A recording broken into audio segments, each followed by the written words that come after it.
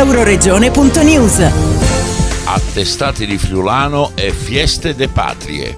Consegnati 10 attestati di lingua friulana in attesa del 6 aprile, quando a Sacile ci saranno i festeggiamenti per i 948 anni dalla costituzione dello Stato patriarcale del Friuli. Eros Cisilino, presidente dell'Arlef, sottolinea con enfasi i risultati.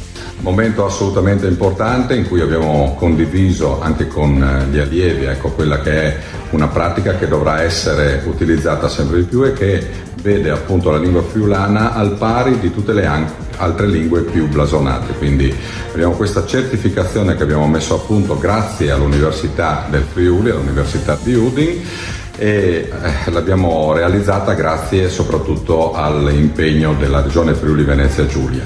Questa certificazione è assolutamente, importante, così come è importante la certificazione in tedesco in Sud Tirolo, ma la vediamo protagonista in tutte le aree d'Europa dove la politica linguistica è fatta veramente bene. Quindi noi ci siamo dati veramente da fare come Agenzia Regionale per la Lingua Friulana, ma il nostro ringraziamento va anche a chi ha realizzato i materiali, a chi è stato così bravo da poter portare come docente l'interesse della lingua friulana ai massimi livelli, e soprattutto ai nostri allievi che sono stati veramente diligenti, veramente interessati e soprattutto professionali.